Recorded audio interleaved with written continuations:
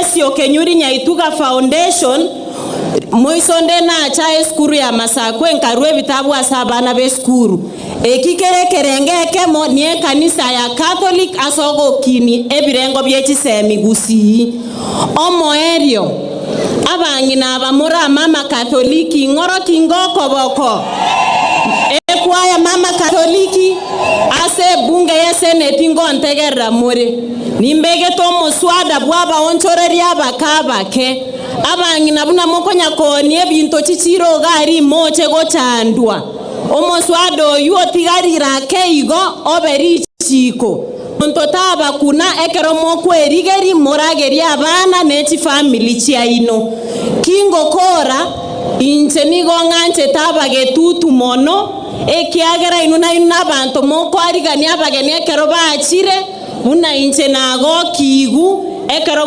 mwangarganiriga iga naende buno mojumbo inateba inje tindi gotwara mangana mange nganchere nkore rabu ndwege toro kiane gia 20,000 mbia mono ngakibote baba Kristo. Ndugu yangu mheshimiwa mkarabati mwenyewe, ndugu yangu Oscar Sudi kutoka Kapseret, karibu na karibu sana hapa Kisii. Yule Oscar Sudi mnaona kwa TV, yule Oscar Sudi mnasikia, yule Ngeneza kule Kapseret, yule Oscar Sudi ambaye anapanga serikali mpaka serikali inakuwa. Huyu Oscar Sudi ndiye alipanga serikali ya Kenya Kwanza wakiwa na viongozi wengine, ndio kwa maana tuko hapa siku ya leo. Makofi ya kwanza, 1 2 3. Niko na ndugu yangu mheshimiwa Kororia, nimemuona kijana makamavu. Makofi kwake, 1 2 3.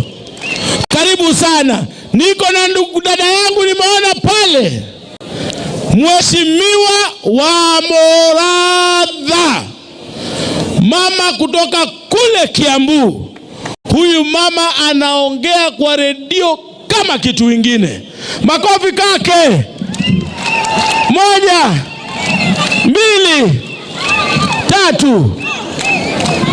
Naona pia ndugu yangu kabisa, pia yeye amekuja hapa. Ndugu yangu karibu sana. Nyote mumekaribishwa hapa.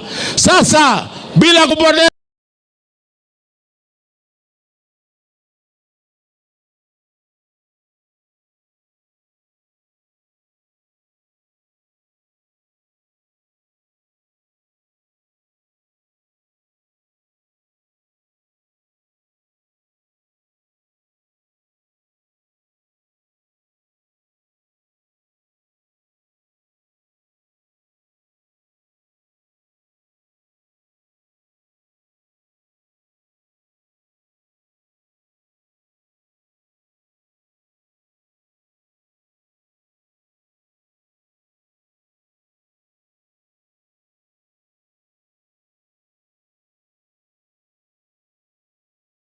masaa, nataka nimuite ndugu yangu sana. So, kabla sijaongea, wacha nichukue nafasi nichukue nafasi on the same protocols. Deputy President, our CS of Education is here with us, and all the leaders present. Jafo aliposema tunakuja huku, nilisema lazima nifike, kwa sababu mimi na yeye tulipoingia bunge kama first time, mimi nilichaguliwa kwa chama cha ODM, yeye akiwa amechaguliwa na UDA, lakini yeye ndio akakuwa rafiki wangu wa karibu zaidi. Wakati nilikuwa na rambea wa mama siku kama leo mwaka uliopita, yeye mwenyewe alifika hapa na nilisema lazima nifike mapema. Jana niliingia hapa mapema, nikalala hapa Marani, pali naitwa Marani Simba Lodge. Mnajua Marani Simba Lodge?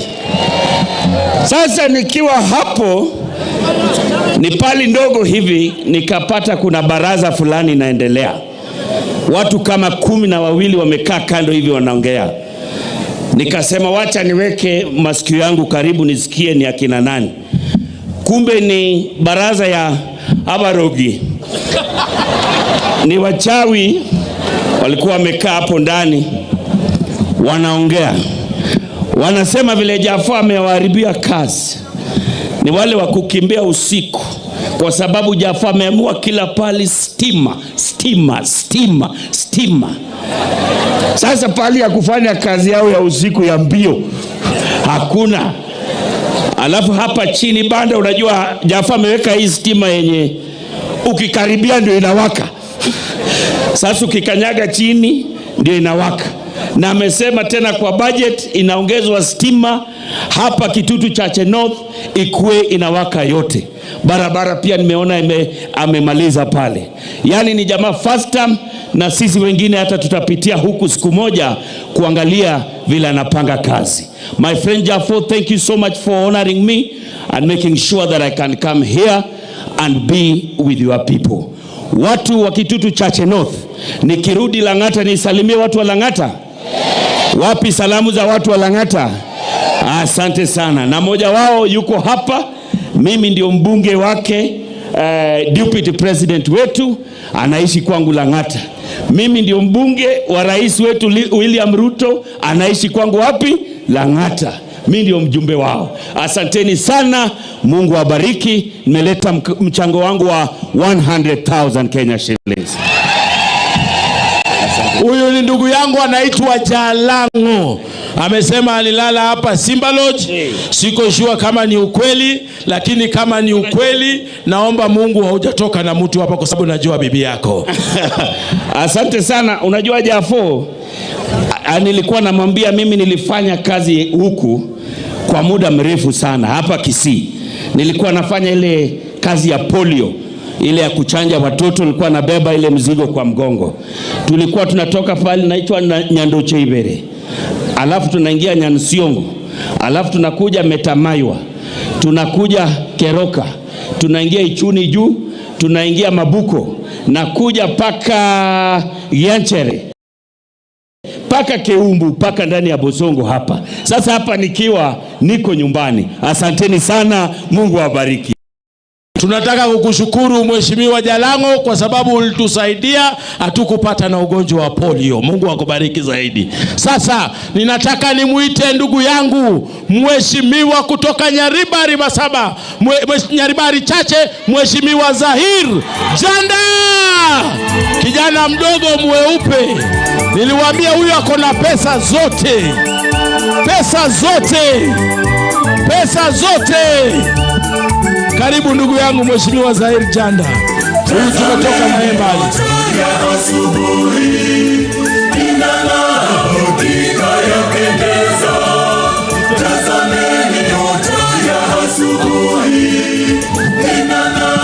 Unaona mimi ni mfupi sana, inua juu kidogo.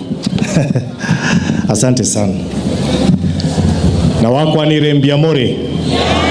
Biamore naende. Wacha tusalimiane kwa hewa, tusalimiane. Biamo sana. Your Excellency, the Deputy President, waziri wetu, Father, viongozi wote wenzangu ambao wamekuja hapa siku ya leo kwa fujo, kwa kusaidia kuchangia hii kanisa.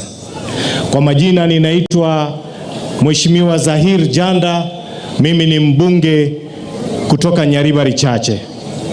Nimefika hapa kwa sababu huyu ndugu yangu Mheshimiwa Jafo ni rafiki yangu wa karibu sana, ambaye huwa mara kwa mara ninamuita huko kwangu, anakuja na ananisaidia. Kwa sababu leo tuko na viongozi wengi ambao wametoka mbali, mimi sitasema sana. Leo tutawapa wageni wetu nafasi waje waseme, kwa sababu mimi niko nyumbani na nitakuja siku nyingine niseme. Lakini kabla nimalizie, Mheshimiwa Naibu wa Rais, kwanza kabisa sisi kama jamii ya Wakisii tunataka kumshukuru Rais William Ruto kwa kumchagua waziri wetu Mheshimiwa Migosi Ogamba kwa hiyo nafasi ambayo amekaa kama waziri wa education. Asante sana kwa hii serikali yetu. Ya pili, Mheshimiwa Naibu wa Rais, unajua kwamba Tario Muhindi ncheno mogusi. Your Excellency,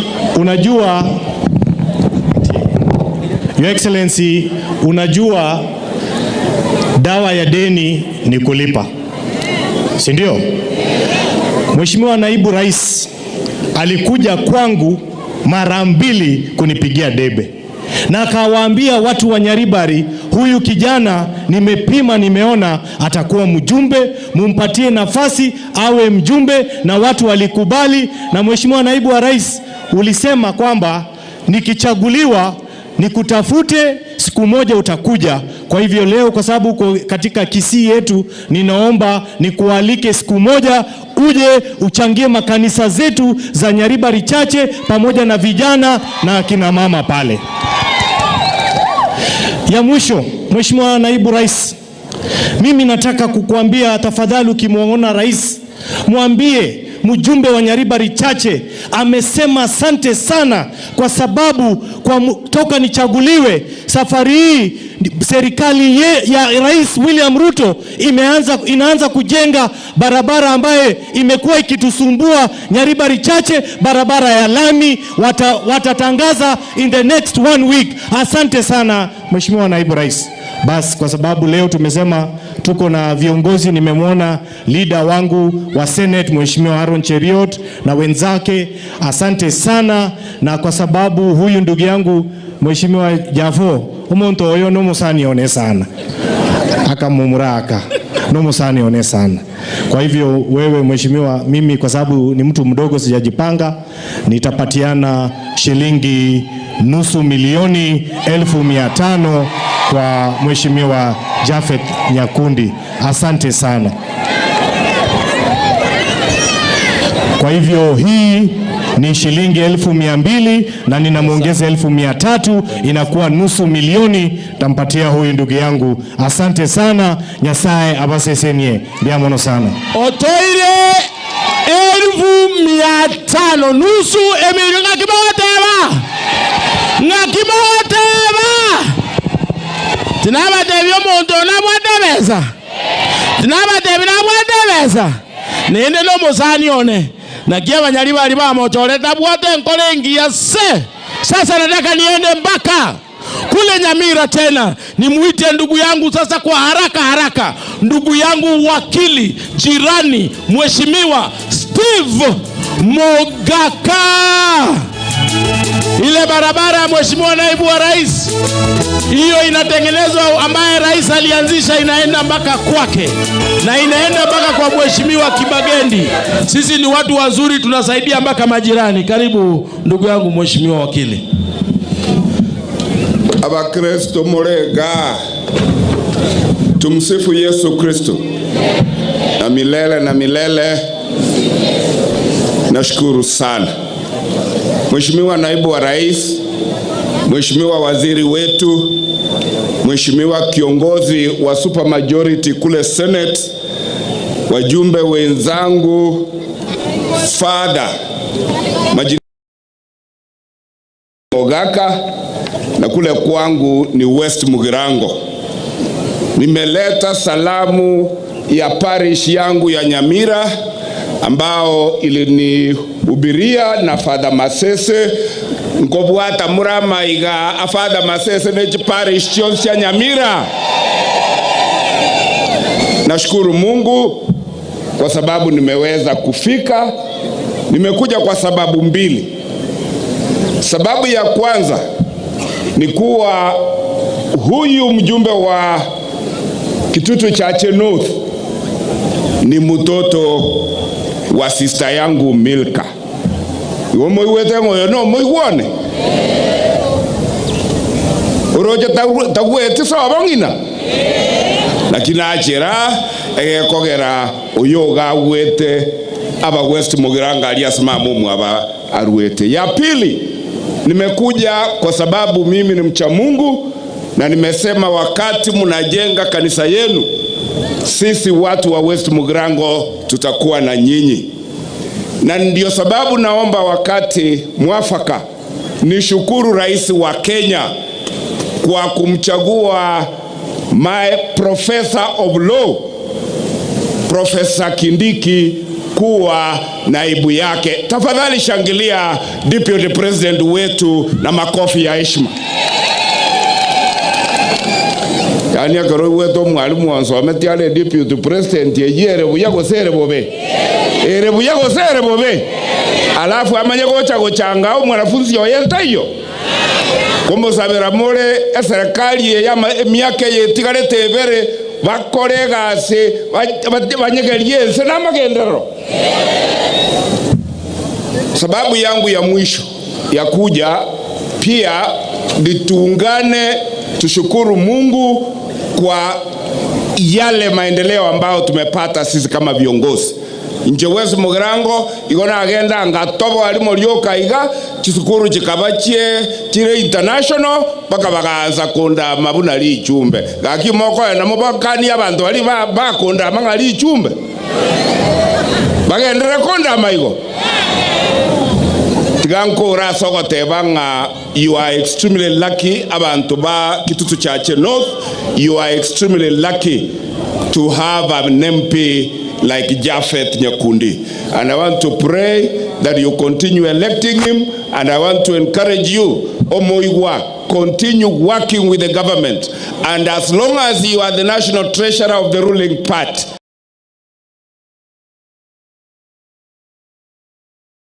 as long as you are the face of government here in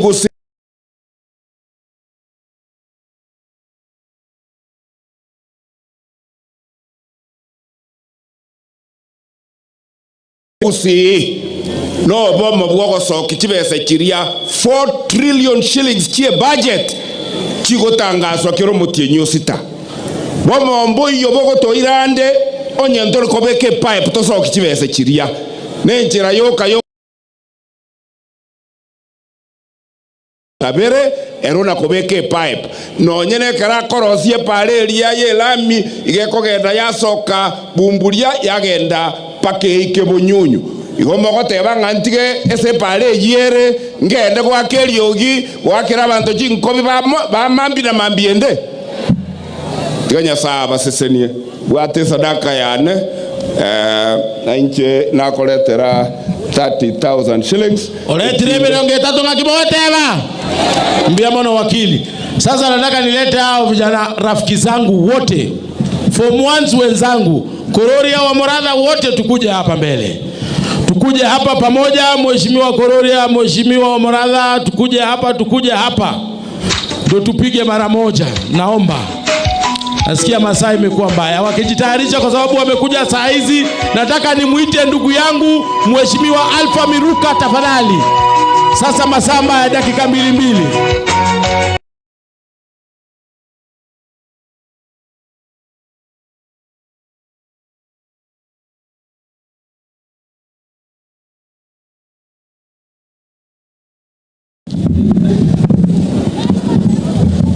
Tumsifu Yesu Kristo.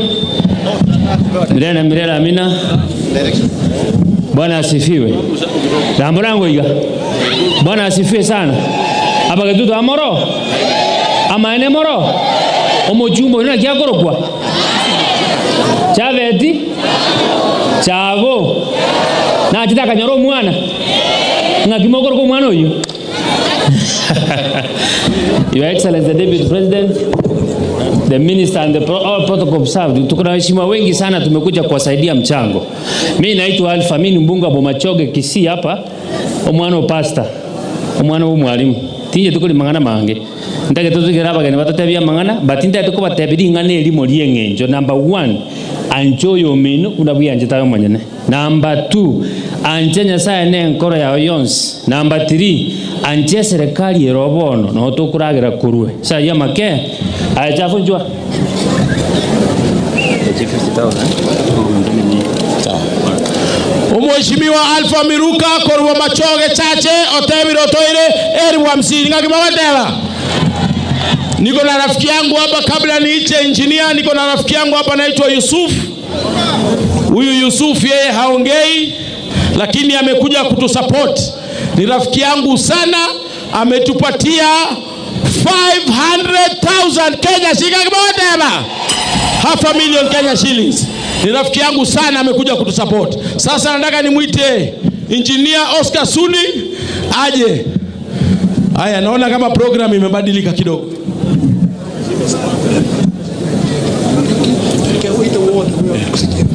Sawa sawa.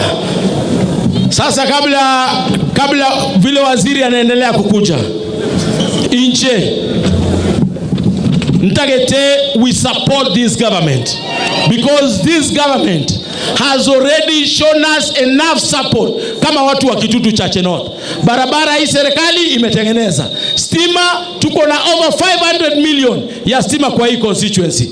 Ile mkataba rais ameweka na watu wa Kenya ni maneno ya elimu ambaye ameandika walimu. Ile maneno ya ukulima, bei ya kahawa imepanda, bei ya majani chai imepanda. Mwaka huu hatukuagiza sukari hata tone moja kwa sababu ya ile mipango rais ameweka. Tuliwaambia maneno ya universal healthcare, rais amejumuisha kila mtu katika mpango huo. Maneno ya masoko, maneno ya housing. Mimi nawaomba tushirikiane na serikali hii kwa sababu serikali hii ile mambo ilituambia inaendelea kufanya. Yule ambaye atapinga serikali hii ataipinga kwa sababu labda anachukia naibu wa rais, apendi sura yake ama apendi sura ya rais. Mimi naomba tushirikiane tokolega asiamo. Mbarenga banchirengo kora tolega asiamo. Mbarenga banchirengo kora tolega asiamo. Aendetre chibese chiane au wajumbe wakiendelea kuja. Nikipatia waziri, nipatie hiyo pesa yangu hapo. Tokora ngirgonzi.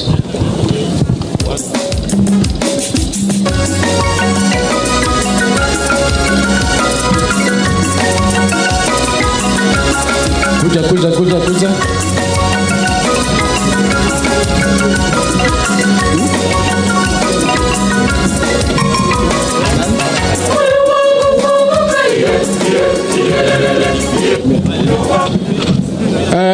Abantu wa mindu na bakwa ni mwezi mpiamore naende imogo getaba ni bachira igarero imogo gete kabisa. Asante sana, Your Excellency, the Deputy President, the Leader of Majority in the Senate, all the MPs here present, our father Ignatius, who is the host of this function, my area MP, Japheth. Nataka kuchukua nafasi hii kusema ni asante sana kwa kupanga hii function. Mimi nakumbuka Julai 2022 tulikuja pale kanisani tukaombewa tukitafuta kura, na father akasema anataka kanisa ijengwe, na tukasema tutarudi huku tufanye hii mchango. Sasa naona hiyo ndoto imetimika kwa sababu wageni wamekuja hapa wengi ili tufanye hii mchango. Mnafurahi? Mnafurahi? Ila 2022 sisi tulikuwa tunatafuta kura, Jaffa alikuwa anatafuta kura. Hii kiwanja hii mahali tumesimama tulikuwa tukubaliwi kufanya mkutano yeyote hapa. Kwa leo kukaa hapa ni miujiza ya Mungu. Ni miujiza ya nani? Na kwa sababu hiyo tumesema lazima tukuje tusaidiane ili tujenge kanisa. Sitakuwa na mengi leo ya kusema isipokuwa kusema ni asante serikali kwa ile kazi nzuri tunafanya. Mnaelezewa vile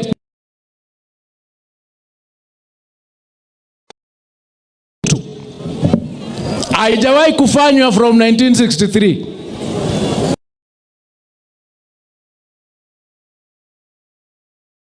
Thing that is being done here now. For a long time we were missing those things. Hii serikali imetuchunga na inaendelea kutupatia maendeleo.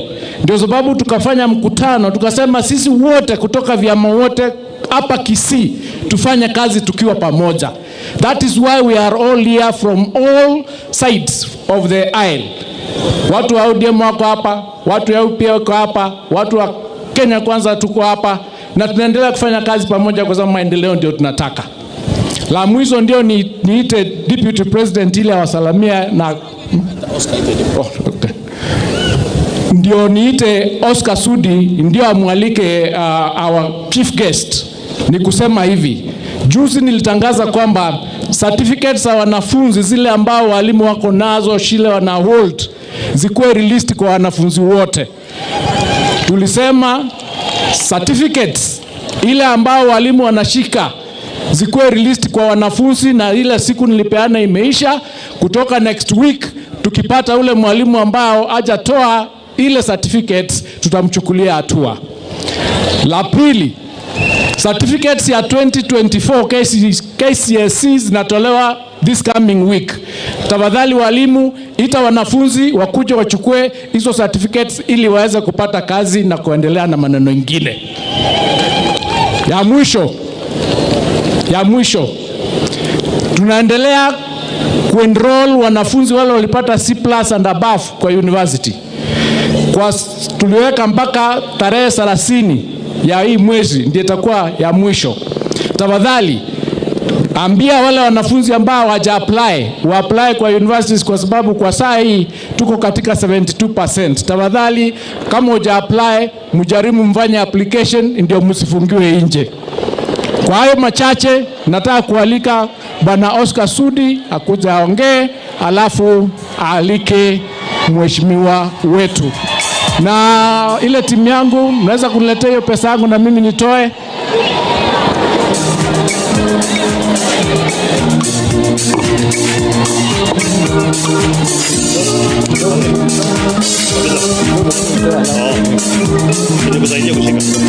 Haya, wewe leta pesa Wasiri haraka.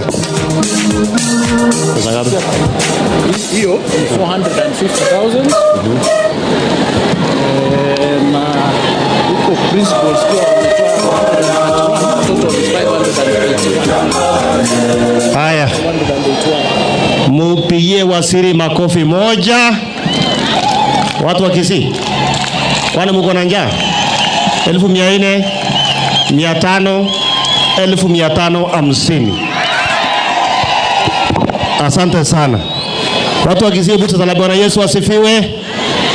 Bwana Yesu asifiwe. Mnataka pesa? Tumekuja kuchanga pesa ya kanisa. So tuchange pesa kwanza. Unajua mimi ni mtu ya mawaya. Mnajua mawaya? Kuunganisha mawaya. Wajumbe wote kama unajua ujaongea kuja hapa na pesa yako. Ninyi wote kila mtu akuja hapa na pesa yake. Na nyinyi mnyamaze. Hapa nyamazeni. Si ndio? Ndio mpate kujua watu wametoa pesa ngapi. Wacha niwaoneshe mawaya. Tujakuja hapa mchezo. Bas. Huyu jamaa mnamjua? Anaitwa nani? Anaitwa Didmas. Kutoka wapi? Bungoma. Dakika moja Didmas. Asante sana. Watu wa Kisii, Bwana Yesu asifiwe. Nisalimie kama mnaniona, nisalimie. Mimi niko na maneno matatu peke yake. Jambo ya kwanza, nimefurahi sababu waziri wa elimu anatoka hapa. Si anatoka hapa? Mimi nataka nimwambie ule waziri wa elimu aongeleshe walimu. Saa hii hapa Kisii pamoja na Bungoma na area zingine ndio tumepanda chakula, ndio tumepanda mahindi, ndio tumepanda maharagwe. Mambo ya walimu kupeleka watoto shuleni, waende nyumbani wakuje na maharagwe, gorogoro 2, gorogoro 3, wangojee mpaka wazazi hawa wavune maharagwe kwanza ndio watoto waanze kufukuzwa wakitafuta mahindi na maharagwe. Jambo ya pili ambayo ni ya muhimu sana. Tumepigana na vita ya pombe haramu kama serikali. Lakini kama hii vita ya pombe haramu kama serikali tunapigana, bado watu wanakunywa busa. Mimi nataka tubadilishe mfumo. Tunataka wale watu wakunywe busa na chang'aa washikwe siku ya Jumapili asubuhi, alafu wapelekwe kanisani kama hii ya Katoliki hivi, waombewe waache kukunywa pombe ya busa na ya chang'aa. Kwa sababu tunapigana na vita ya busa na chang'aa, na yule askari mwenye kukamata wale walevi, yeye asipokunywa anatetemeka mikono namna hivi. Sasa inakuwa hiyo vita tukipigana nayo, hiyo vita hatuwezi shinda. Ya mwisho, nataka muunge mkono serikali hii ambaye inaongozwa na William Samoei Ruto na Profesa Abraham Kithure Kindiki. Tuiunge mkono, tukarabati uchumi, ndio uchumi ikikuwa sawa sawa. Hata hii sheria ya cash transfer program pale mbele tubadilishe, ndio si tu lazima wale wazee wa miaka 60 wapatiwe. Kama uko miaka 60 na wewe una pesa, unatolewa kwa ile program. Iwekwe ile program hata kama uko miaka 40, uko miaka 45, lakini unatembea kama mtu ako na miaka 80. Uchumi mbaya hapo uingizwe kwa hiyo program. Kwa hiyo mengi na machache, Mungu awabariki sana. Wacha kufunza watu ukora wewe Didmas. Haya, tunaenda mpaka kule Kathundu South wa Ng'ombe. Ni rafiki ya Jafo sana. Pigeni ya makofi. Na ametuletea shilingi 1,100. Watu wa Kisii, amjambo. Amjambo. Bwana Yesu asifiwe. Sasa padre, unajua mimi kidogo ningekuwa Mkatoliki, mimi ni Mkatoliki na kidogo ningekuwa padre. Na nikaenda seminary, nikasoma miaka 4 hapo kidogo, lakini mambo ikaenda mrama, ikaharibika. Nikaambiwa kwanza niende nikafanya hii kazi nyingine ya microphone.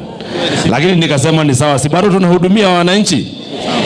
Sasa mimi nataka kuunga mkono haya mambo yamesemwa na Didmas kwamba wakulima bado mahindi hawajapata kuvuna. Lakini pia hapa najua kuna wakulima wa majani chai. Kuna wakulima wa majani chai hapa? Muko wengi. Sasa mimi tunahudumu na director wenu huko anaitwa Ombasa, na mwingine anaitwa Vincent Arisi katika KTDA huko mbele. Na mimi najua naibu wa rais hapa kuna shida kidogo ya wakulima wa majani chai. Mapato yao yamekuwa kidogo na tunaomba usaidizi. Najua rais alikuwa huko Uchina wiki iliyopita na amepata soko ya kadri ya milioni 50 na 150 kilo ambayo itasaidia hawa wakulima, ile chai yao imekwama huko Mombasa ipate soko. Kwa hivyo kutusaidia hapo, hawa wananchi watafaidika sana na wataweza kupeleka watoto wao shule. Asanteni sana, Mungu awabariki. Haya, twende Kiambu kwa mama wetu wa Muratha. Mnajua huyu mama? Mumaye muona? Simpigie makofi. Uone vile ameng'ara na ni rafiki ya Jafo sana. Karibu. Bwana Yesu asifiwe. Mungu ni mwema. Wakatholiki Mungu ni mwema na kila wakati. Nami naitwa Ann Muratha, Mama County Kiambu, na ni rafiki wa Jafo na pia rafiki wa Doris ambaye ni woman rep wenyu. Hao watu ni watu wa maana, mlituletea ama si wa maana? Si ni mlileta watu wa maana. Sasa mimi nimetoka Kiambu nije niwaulize tu swali moja. Munataka kazi ama siasa? Mufanyiwe kazi ama siasa? Munasema President William Ruto afanye kazi ama alete siasa? Deputy President ako hapa Profesa Kithure Kindiki alete kazi ama siasa? Jafo mumesema ni kazi ama ni siasa? Doris Donya ni kazi ama ni siasa? Kwa hivyo tuendelee, tufanyiwe kazi na tufanye kazi, ndio Mungu naye azidi kutubariki. Tumekuja leo kusimama na kanisa kwa sababu pia sisi ni Wakristo, na kama vile nimeambia wale ambao tumetoka mahali nimetoka, sisi katika serikali yetu ya Kenya Kwanza tunachunga jamii na pia tunachunga, mimi nachunga pia hata wamama. Na Doris Ndonya ameniambia nisisahau kusema wamama, hata kama tumeokoka na tunapenda Yesu, tafadhali tuchunge wazee. Sio kukuja hapa tu ati kuimba, kufurahisha kanisa, kupatia wachungaji maji moto. Mchungaji utakunywa tu maji moto na mwenye amekuwa hata baridi huku mpatia. Chunga mzee kwanza, alafu kuja kanisa. Asanteni sana, Mungu awabariki. Nimesimama na kanisa na 1,100. Asante. Asante sana. Umesikia hiyo maneno? Unajua hapo ndio sisi tunapenda wanaume. Mtatuchunga? Mama, mtatuchunga? Twende huko Katundu North. Anaitwa Korariare, rafiki wa Jafo sana. Karibu. Watu wa Kisii, Bwana Yesu asifiwe.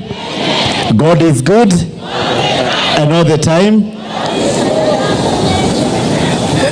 Naona naona mmepata njaa.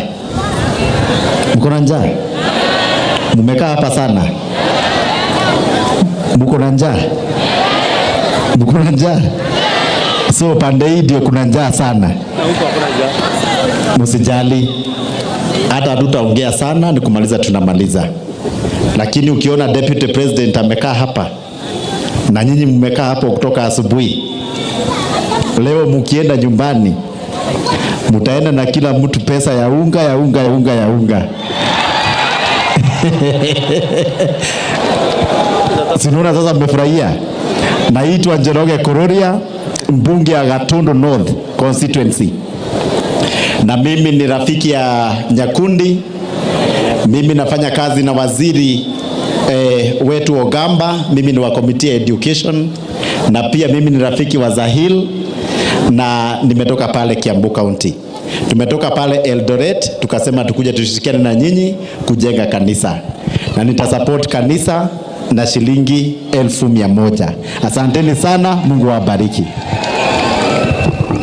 Asante sana Kuroria. Bas, tuende huko kwa kona huko. Unajua huyu mtu? Nyinyi watu ya Kisii. Unajua huyu mtu? Hamjui mtu kutoka Kuria? Robi. Na ni jirani wenu hapa. Karibu Robi. Salamia watu na uambia wanakaa wako na njaa. Inakaa mko na njaa sana, si ndio? Tumsifu Yesu Kristo. Mko salama? Sisi huko Kuria wageni wakitutembelea tunafurahi sana. Huu Javo mnaona hapa walikuja huko Kuria tukafanya mchango kama hii. Na wakati walikuja tulikaa na mkuna mtu analia njaa. Mnataka kulia njaa ama mnataka pesa hapa? Unajua hata wadosi bado hawajatoa pesa. Naibu Rais, mimi nataka nichukue nafasi hii kukaribisha hapa Nyanza. Na hii Nyanza sisi tunasema wewe kuanzia sasa vile umepata hii nafasi, tunataka utembee Kenya mzima. Hatutaki mambo ile mtu anatuambia ati wewe kwa sababu unatoka Tharaka Nithi ati hapo ndio utafanya kazi. Ati kwa sababu unatoka Mlima ati hapo ndio utafanya kazi. Ati kwa sababu wewe sijui ni kabila gani utafanyia hiyo kabila kazi. Sisi tunataka rais yule anatembea Kenya mzima. Sisi tunataka naibu wa rais yule anatembea Kenya mzima. Sisi ni wabunge na tunatembea Kenya mzima.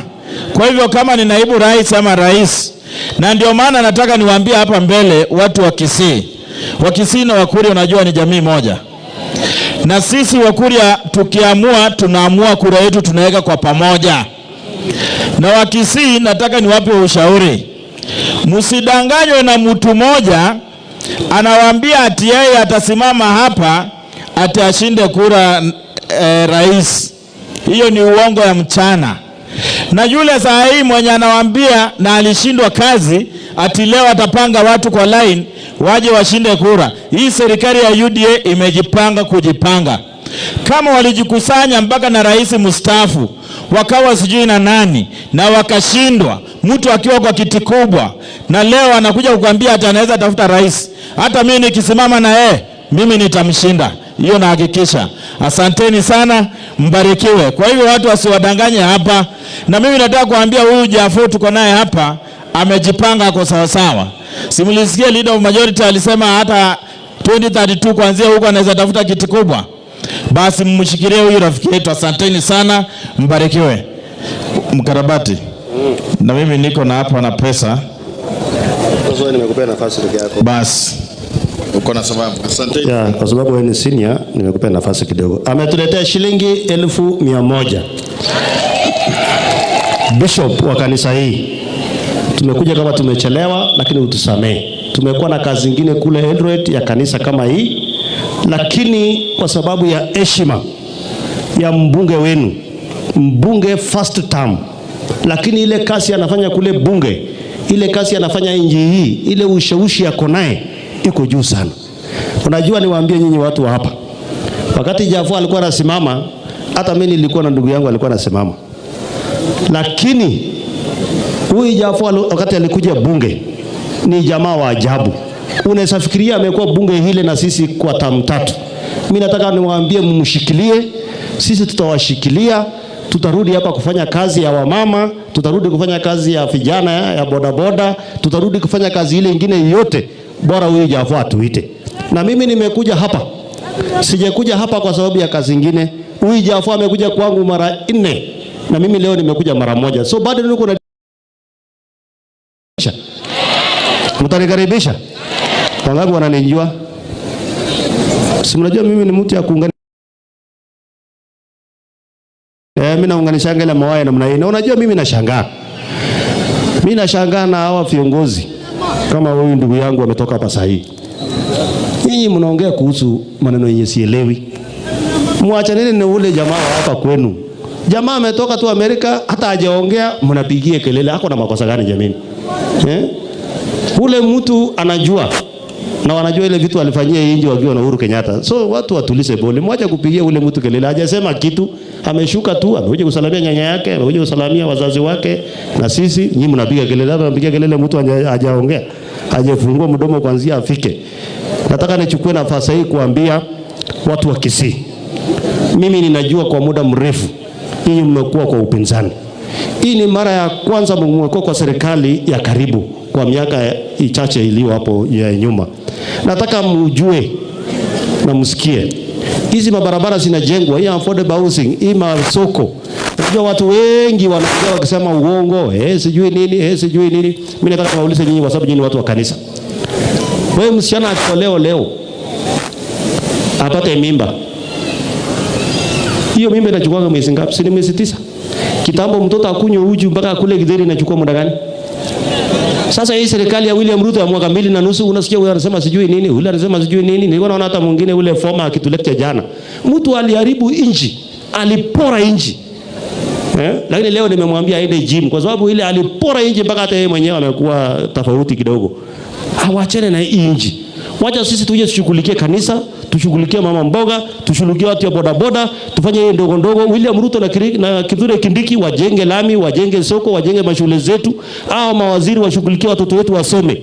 Hiyo ndio kitu tunahitaji katika taifa la Kenya. Na hatutaki mtu kutuambia ati rais anafaa kuwa kwa kona ile. Hatutaki mtu kutuambia ati deputy president huyu Kindiki akuwe mtu wa mlima. Tunataka usawa kwa Wakenya wote. Kila mtu apate haki kama Mkenya. Tuko hapo watu wa Kisii. Mnatuunga mkono? Mnatuambia turudi hapa siku nyingine tena? Hebu nione kwa mkono wenye wanasema turudi hapa siku nyingine tena. Wacha sasa nichukue nafasi hii nitoe pesa yangu kwanza leader of majority. Mimi pia kwa sababu huyu kijana wenu ni rafiki yangu sana, nimekuja na pesa kidogo, milioni 1 nimeweka hapo nimeweka. Sasa wacha nipatie leader of majority wa Senate wetu, alafu atakaribisha SG wa chama atakaribisha naibu wa rais. Asanteni sana, Mwenyezi Mungu awabariki sana. Asante Mheshimiwa Sudi, wapi makofi ya Sudi? Asante. Basi naibu wa rais Profesa Kindiki, waziri wetu Migos, viongozi wote ambao wako hapa, Father katika misa ya leo, na waumini ambao wamekuja kutoka Bukia hii yetu, wananchi wote wa hapa Kitutu Chache North, naomba ni wasalimu hamjambo. Hamjambo tena. Buyamuno naende. Asante. Mimi nimekuja pia sababu mimi ni jirani yenu kutoka hapa Kericho.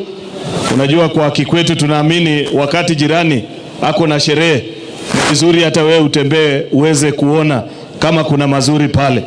Kwa hivyo ninawaletea salamu ya ndugu zenu kutoka pande hiyo ambao wamenituma. Kabla ya kuja hapa nilikuwa katika kanisa ya Katoliki inaitwa Kaboloin, na wakati niliwaambia ninakuja katika parokia yenu, wamenifungia salamu na wakasema fikisha salamu waambie happy church watu wale wote ambao utawapata pale. Ya pili, nimekuja kwa mwaliko wa huyu Mheshimiwa Japhet Nyakundi, rafiki yangu sana wa karibu. Ni mbunge ambaye amechaguliwa tu hivi majuzi, lakini ukikuja pale bunge uone vile anasonga na zile manyumba anaingia, utafikiri amekaa bunge miaka 20. Kijana mjuaji kweli kweli, na anatumia hiyo ujuaji kwa kusongesha maendeleo hapa Kitutu Chache North. Unajua mara mingi pengine mnasikia ile maneno anasema mambo ya soko, sijui mambo ya nini, barabara, mnafikiri inafanyika kila mahali. Unajua saa ingine ni vizuri mtembee na mlinganishe yeye na wale wengine ambao wanafanya tamu yao ya kwanza. Wakiweka scorecard, huyu Japhet Nyakundi hapa Kisii County na pia hata katika Kenya mzima is among the leading lights of young legislators who are pushing development hapa mashinani katika level ambayo haijawahi kuonekana. Kwa hivyo mimi nampatia pongezi sana. Unajua wakati mmemchagua yeye alikuwa tu mjumbe. Kufika pale Nairobi, rais sababu anapenda watu wa pande hii akampatia nafasi. Yeye ndio treasurer wa chama ambaye inatawala. Mnajua chama ya Jafo? Chama yake ni gani? Hebu semeni vizuri. Ati chama yake ni gani? Ni nyinyi mlimchagua kwa UDA. Kwa hivyo nyinyi ni wa UDA. Ati nyinyi ni wa chama gani? UDA. Ile ya William Ruto. Bas, huyu Jafo ndio treasurer wa hiyo chama. Sasa mara nyingi unajua bunge na pale Nairobi kuna kudharauliana inakuanga hapo. Sasa yeye anatumia hiyo kiti mara mingi akituma message ama apigie waziri fulani amwambie kuna soko yangu imechelewa mahali fulani na fulani, anaongeza ujumbe anamwambia huyo ni treasurer wa chama tawala anakupigia. Hasa hata wewe ukiwa minister unanyooka na unaharakisha maneno yake. Kwa hivyo mimi nataka niwaombe tuzidi kumshikilia mkono. Kama tamu ya kwanza ameshakuwa treasurer kuja, siasa ya ile ya kuweka watu kwa gunia kama viazi, alafu unazunguka nayo unasema ati ndani ya hii kikapu niko na jamii fulani nataka niuze sijui shilingi ngapi. Tafadhali msiingie kwa mtego kama hiyo. Hiyo ni siasa ambayo imepitwa na wakati. Simama vile mmesema na nimeshukuru. Yani vile mmesema mko UDA, hata roho yangu ile kitu nilikuwa nitoe nitaweka mara 2 ama mara 3. Kwa vile roho yangu imefurahia, nimekumbe nyinyi ni watu mko kwa network tayari. Na mnajua vile Kenya inasonga. Amdanganywe na siasa ndogo ndogo. Nyinyi mnajua vile Kenya inafaa kwenda. Na unajua saa ingine hata hii maneno ambayo inatembea, unajua sisi wanasiasa na mimi ni mmoja wao, lakini mniruhusu niseme sisi pia ni wakora saa ingine. Sio kila kitu tunasema tunaamini. Hata hawa viongozi wengine wanazungusha siasa ya ukabila na kusema nini ama nini. Si eti wanaamini. Hawa wanasema wacha tu tuseme. Watu wakitupigia kura ule akianguka shauri yake. Bora mimi nimepata kiti yangu. Na wengi wao wako kwa hiyo hesabu. Si tunakaa nao bunge. Ukiwauliza hata wewe ukiona hii inawezekana, wanasema mimi najali nini? Bora mimi nipate yangu. Ya mwisho sababu tuko na pressure ya time kidogo. Mheshimiwa Naibu wa Rais, mimi nataka niseme jambo moja kwa niaba ya wakulima wa eneo hili. Hawa wananchi hapa Kitutu Chache North pamoja na wangu pale Kericho ni wakulima wa majani chai. Na mimi nimeshukuru kwa sababu rais vile ametoka nchi ya China amepata soko mzuri zaidi ya ile tuko naye. Na hiyo tunashukuru na tunamwambia rais asante sana. Lakini kuna jambo moja ambaye bado hatujatengenezewa. Karibu mwaka wa 2023 Naibu wa Rais tulipatana kama wakulima wa eneo hili kutoka Kisii, kutoka Nyamira, Bomet, Kericho, na tukasema ile auction ambayo inafanyika kule Mombasa tunataka ianze kutumia mbinu za kisayansi kuangalia chai inatoka wapi na ni shilingi ngapi. Hii maneno ya ukora ambaye tunaambiwa ati kuna mtu wako na mapua special anajua kunusa chai na mapua yake kila siku inasema chai yetu bei yake iko chini, hiyo ukora sisi tunataka tukatae. Tunataka chai ipimwe kwa njia ya sayansi, ndio kama chai yetu ni mbaya ukweli ijulikane. Lakini kitu yenye mtu tu ameweka kwa kichwa yake hadi chai kutoka Kericho, kutoka Kisii ni mbaya, hiyo maneno sisi tunakataa. Ama mnasemaje wananchi? Tunataka auction ambaye ni scientific, Mheshimiwa Naibu wa Rais. Hiyo ukora imeendelea kwa miaka mingi na ingawaje hatusemi sana, si ati tunafurahia. We want a scientific auction. Chai inawekwa pale, njia ya sayansi inajulikana ile ni mzuri, inapata bei mzuri. Lakini sio ile ya kufanya ukora. Mwisho kabisa, Mheshimiwa Rais, kuna jambo moja pia amefungua juzi. Wakati ameenda China, imesemekana kwamba nchi ya Kenya inanunua kutoka nchi ya China bidhaa za bilioni 600. Lakini sisi tunawauzia bidhaa za bilioni 30 peke yake. Wakati rais wetu amefika pule, amezungumza na wao na kuwaambia tafadhali fungueni soko ya vyakula, kwa sababu nchi yetu ya Kenya iko na wakulima hodari ambaye wanatoa chakula kingi. Na ninafurahi kwa sababu ni Mheshimiwa Naibu wa Rais, nilisoma ile ripoti ilitoka pale, Wachina wamekubali kwamba watanunua chakula mingi sana kutoka sisi wakulima wa kutoka hapa Kenya. Kwa hivyo mimi naomba nyinyi wananchi ambao ni wakulima, hii biashara ya kupakia avocado kwa lori na kwenda kuuza shilingi 5 kule Nairobi ikuwe ni mambo ya zamani. Serikali ya kaunti itupange vizuri, tuweke chakula yetu iwekwe ndege mpaka China, avocado moja nauzwa karibu 300 400, tupate pesa hata sisi tukae kama watu wengine. Ama namna gani? Kwa hayo mengi na machache nasema asanti. Wakati nitarudi Kericho nipeane salamu yenu. Niwaambie muwasalimia. Niwaambie mko ndani ya UDA na William Ruto mtasimama na yeye atembee hapa Kisii. Asanteni na Mwenyezi Mungu awabariki. Wacha pia mimi nipeane mchango wangu wa shilingi 1500, 500,000. Asante sana ndugu yangu. Pole, nimefanya makosa, nimempa tu microphone bila kumtambulisha vizuri. Huyu muungwana ndio katibu mkuu, Secretary General wa chama kinachotawala taifa hili, ile chama ambayo mmesema nyinyi mko ndani yake, chama cha UDA. Anaitwa Hassan Omar. Wapi makofi yake? Karibu Hassan. Asante sana. Bwana Yesu asifiwe. Assalamu alaikum. Buyanyore. Buyanyore nende. Asante sana. Wajua mimi naitwa Omari. Kwa hivyo nyumbani naweza kuwa ni hapa tu. Bishop na makamu wa rais, mimi nimekuja hapa kwa malengo mawili. La kwanza, kama wengine wote walivyoongelea, kusimama na ndugu yangu Japhet Nyakundi ambaye ndiye treasurer wetu ndani ya chama cha UDA. Kama wengi walivyosema, kwa muda mfupi sana Nyakundi ameonyesha ukakamavu wa uongozi.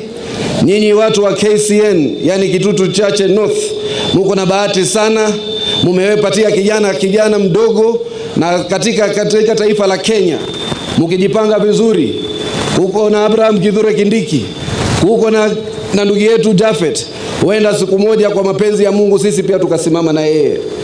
La pili, mnajua rais wetu anaunganisha hili taifa, anatuunganisha kikabila, anatuunganisha kimaeneo, anatuunganisha kimatabaka, ili tuwe na taifa moja linaitwa Kenya.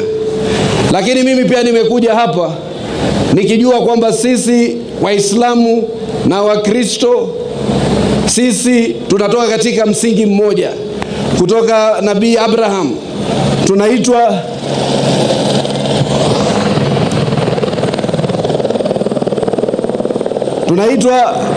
Tunatoka kwa ile msingi wa Nabii Abraham. Kwa hivyo mimi yangu ni moja peke yake, Father Ignatius. Mimi ni Muislamu, na mimi kama Muislamu leo nimekuja na nimewaambia wenzangu tunaenda kujenga kanisa. Na sababu ni nini? Mimi ni Mkenya na nasikia watu wengi sana, shetani Abu Nuwasi amelekeza vita vyake dhidi ya kanisa. Leo kumeingia kasumba kwamba watu fulani hawafai kuchangia kanisa, watu fulani wanachangia kanisa. Kanisa ni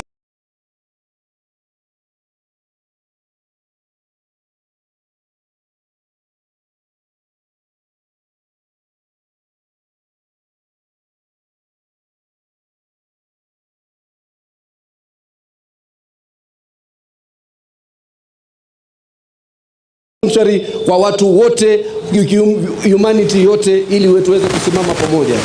Na hii ndio itapatia watoto wetu fursa ya kujifundisha masala na maadili. Wajua sisi kidogo katika dini yetu huwa kidogo tunakaza kamba, na nyinyi pia msiachilie kamba. Kanisa isiendelezwe na mtandao, watoto wenu wasifunzwe na mtandao.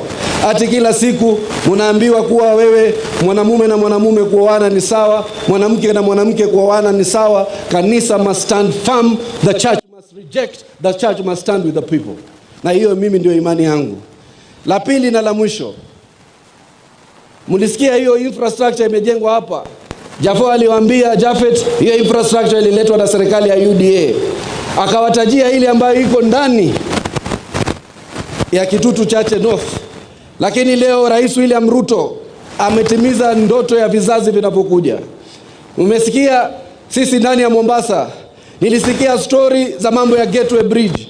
Ati wale pale kivuko cha Likoni kutajengwa bridge.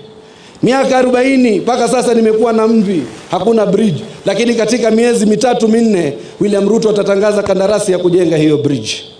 Juzi tuliona kulitangazwa, tulibuni kitu inaitwa Special Economic Zone ili tuweze kuendeleza mbele masala yetu ya viwanda.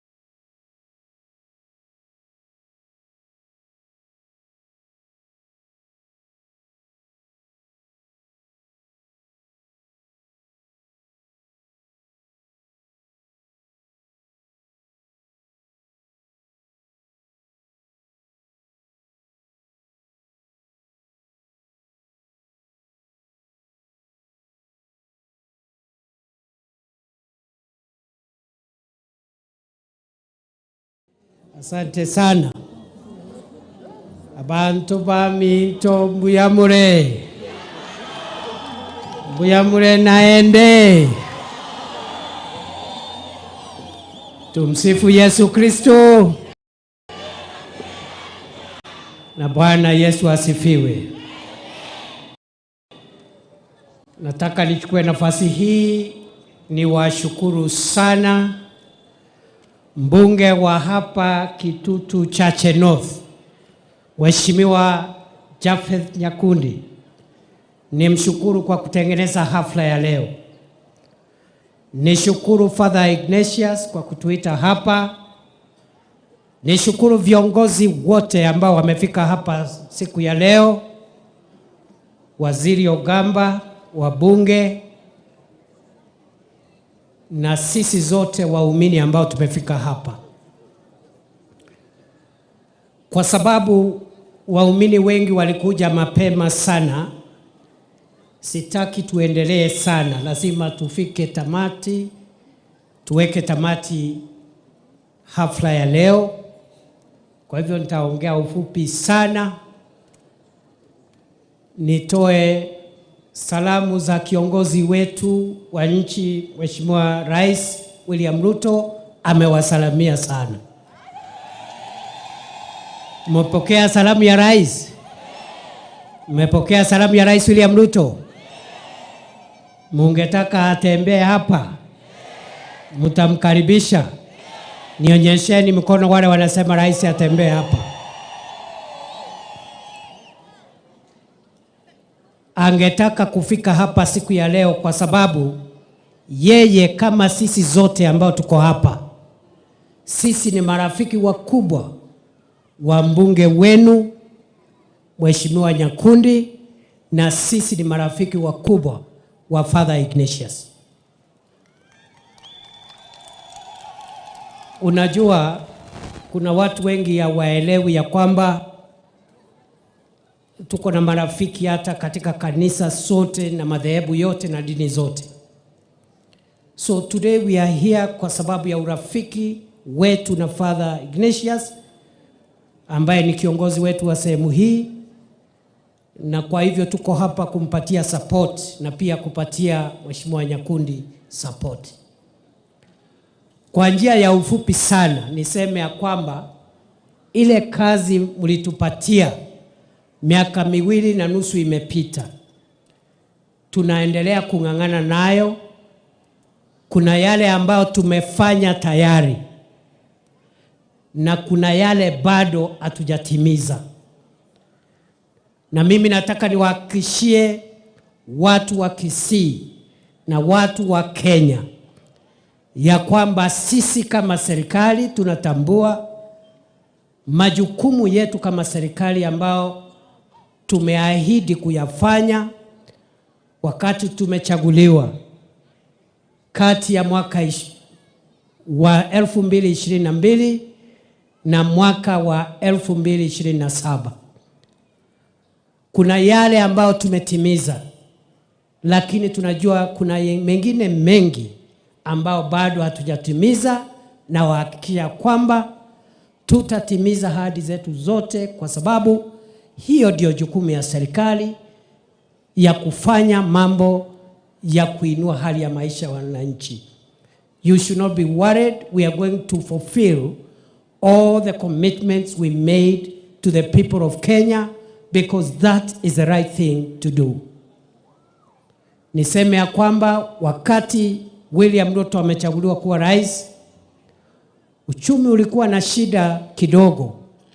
Bei ya vyakula muhimu vilikuwa vimepanda kiasi. Unga ulikuwa unatoka shilingi 240, 230, 250.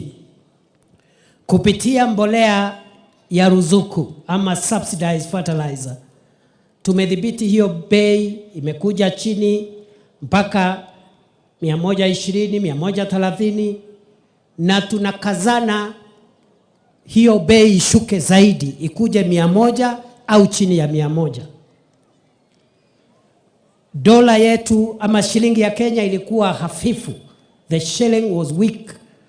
lakini tumedhibiti nguvu ya sarafu ya Kenya ambayo ilikuwa dola moja shilingi 165, lakini kwa sasa kwa zaidi ya mwaka mmoja na miezi kadhaa dola haijawahi pita shilingi 130, inachezea hapo 127, 128, 129.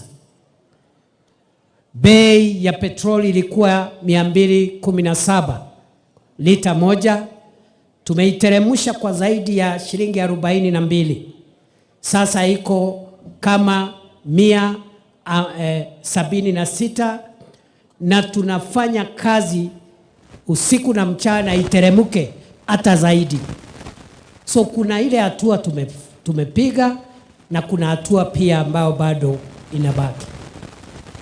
Majani chai yetu hapa wa Kisii, watu wetu wa Kisii na Nyamira ni wakulima hodari wa majani chai na sehemu zingine kahawa. Pesa ya kigeni ambao tumepata kupitia kuuza majani chai mwaka huu ndio pesa ya juu zaidi tangu tupate uhuru kama taifa. Miaka 2 iliyopita Kenya ilipata bilioni 160 kutoka kwa kuuza majani chai. Mwaka uliofuata Kenya ikapata bilioni 180. Mwaka jana tumepata bilioni 215. Hiyo ni kumaanisha ya kwamba tunasongesha faida kwa wakulima wetu kwa majani chai ambaye kwa kilo moja ilikuwa shilingi 44, tumeisongesha inakaribia 60 na tunataka isonge hata mbele. Kwa wale ambao ni wakulima wa kahawa, tumeboresha bei ya kahawa. 2022 bei ya kahawa ilikuwa kwa kilo moja shilingi 40, 50, 55 ikienda sana 60. Leo msimu huu kahawa inalipa 110, 120, 130, 140. Kule Embu na Kirinyaga imefika hata karibu 150. The highest factory has paid 148 shillings per kilo. Tunataka kuisongesha mbele ifike mpaka karibu hata shilingi 1200.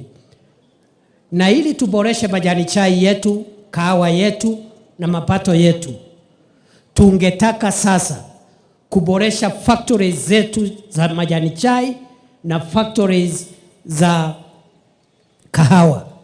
Na mwaka huu tumeanza kutoa pesa ya kuboresha zile equipment za kutengeneza ama kuprocess kahawa na majani chai. Kwa sababu ya vile uchumi ulikuwa, maneno ya barabara ilikuwa imekwama kidogo, lakini kwa sababu uchumi umeanza kupata udhabiti, tumeanza kukamilisha na kufufua miradi ya barabara.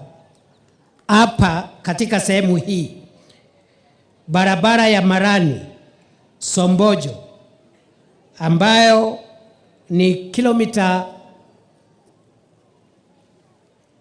65 ambayo inagharimu serikali bilioni 4.4.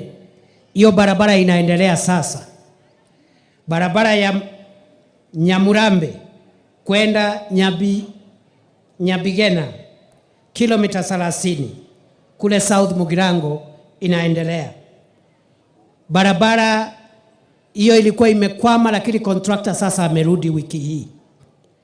Barabara ya daraja 2 kwenda mpaka Nyamaturo, hiyo imekamilika. Rais atakuja hapa kuianzisha. Hiyo iko sehemu ya Kitutu Chache South. Kuna barabara nyingine nyingi, sina wakati kutaja zote. Na kwa watu wa Rift Valley, Western, Nyanza, tumeanza kupanua ile barabara kuu ya kutoka Nairobi ambayo imetengenezwa mpaka Lironi pale Limuru. Tunaipanua mpaka Nakuru, mpaka Mau Summit, na hiyo itapungua economy ya Rift Valley, Western and Nyanza, na zile ajali zinapatikana barabarani zitafungua na biashara pia itaendelea.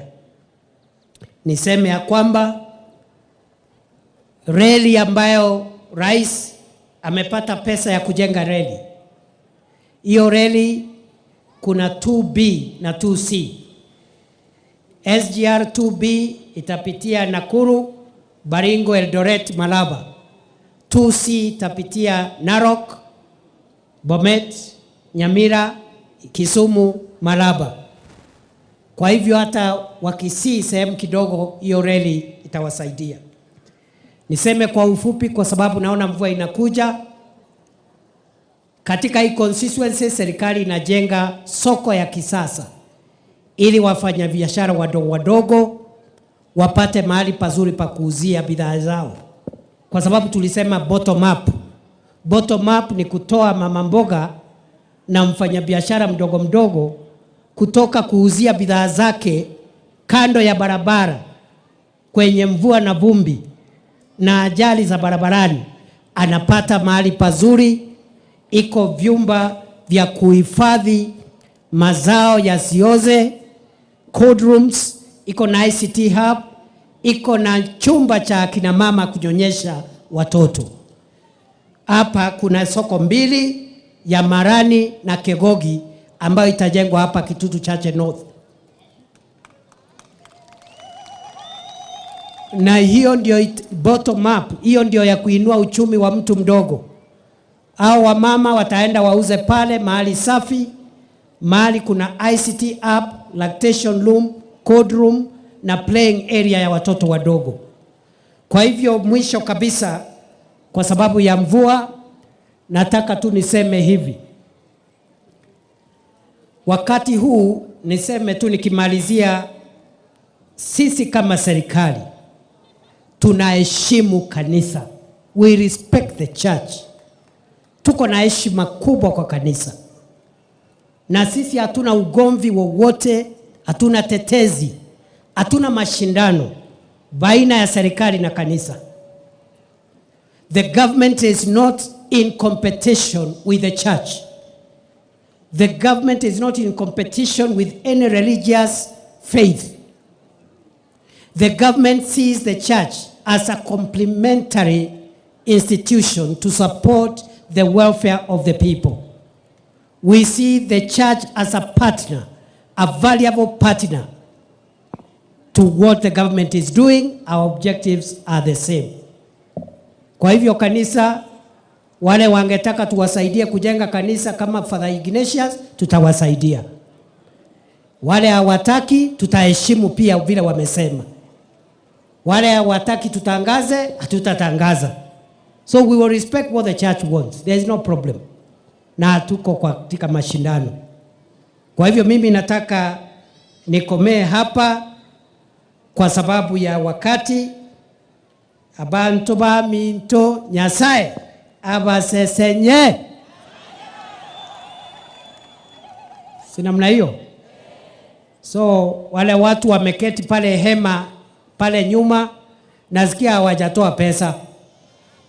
Sasa wakiongozwa na Nyakundi wakuja watoe pesa. Na wakikuja, rais alinituma na salamu ya 2.5 million. Wapi makofi ya rais? Milioni ngapi? 2.5. Na mimi nikiwa naibu wake 1.5 million. Wapi wale wengine watumaliza hii biashara in 2 minutes? Mungu awabariki. Nikirudi Nairobi nisalamia rais. Mnanituma na salamu kwa rais? Najua watu wa Kisii wanakuanga very serious, hawadanganyi. Mimi nasikia wa Kisii na wa Meru walitoka dunia moja. Ni kweli? Nasikia Kisii na Meru ilikuwa mtu na ndugu yake. Sasa sijui ni ndugu gani mkubwa, ni ndugu gani mdogo. So sijui kama wa Kisii ndio senior brother ama ni wa Meru. Lakini tukiwa Kisii tunasemanga Tunasemanga Mumeru akiwa mtu mzima anakuwa Mkisii. Tukiwa Meru tunasemanga Wakisii wakiwa watu wazima wanakuwa Wameru. Asanteni sana, Mungu awabariki. Thank you very much. God bless you. Nyakundi 1 million.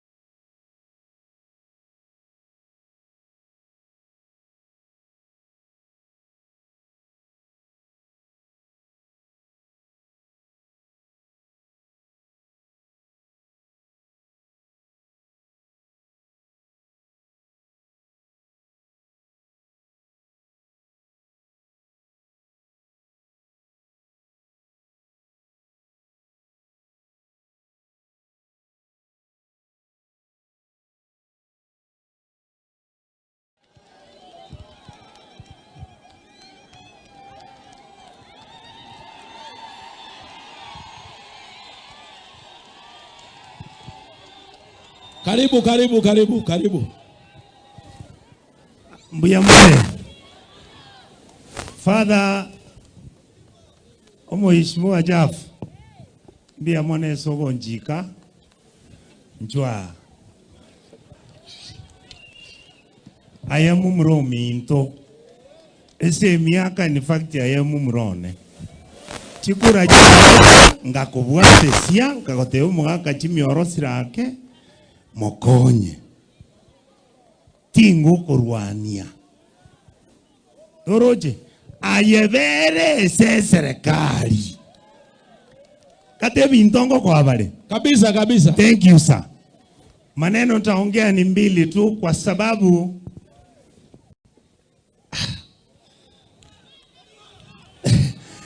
Mheshimiwa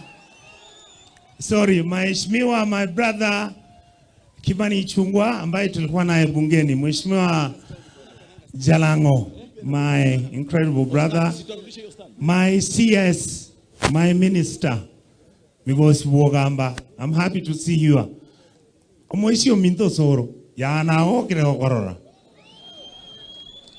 Noroje, Tata Sokoro Mwita, Mheshimiwa kutoka Kuria West. Umusaulia inche na aleko mwaleta anatara nere umanyanga kingo tara kagenda nkamokonya kaira chukura alibukuria sini kweli. Thank you sir. Patrick Bwosero mbiyamono Mheshimiwa Koruboncha ali tatondane onchoko minto mbiyamono manduku. God bless you. Abasubai tubaitu babere. I'm talking about Esio Kenyuri no mongina donya. I thank all of you. Omoswati Korubu Nyamira Mtogoro Biamono Baba. My sister ODM Mwisike Newe Litalia Onyabere Baba. Mheshimiwa Steve Mogako Mwakiri. Thank you for coming. Ekaniseye has a significance. Esa abantu baboge tutu na gusi. Tindigo kwana siasa ende yonsi. Onareta chibese chiane shilingi 1,100 ombura yande tere chibese chu.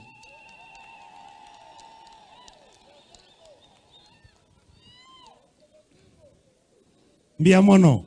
Number 2.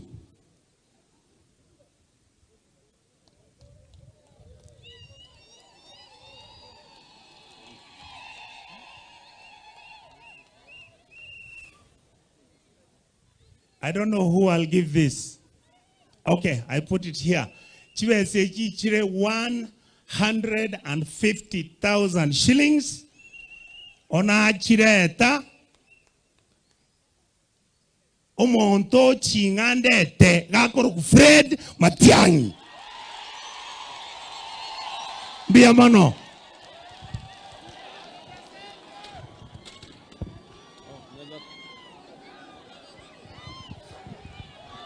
Mbiamolo sana akerango mheshimiwa Momoe Machikobi. Mwakerango Chikobi.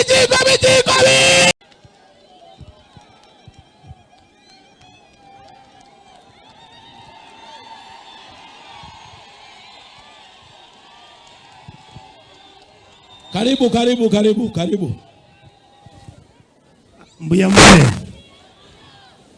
Father Mheshimiwa Jaf Mbuyamole sogo njika njwa ayamu mrominto ese miaka in fact ayamu mrone chikura ngakubwate sia ngakote umugaka chimioro sirake mokonye tingo kurwania oroje ayevere se serikali kate bintongo kwa habari kabisa. Thank you sir. Maneno nitaongea ni mbili tu kwa sababu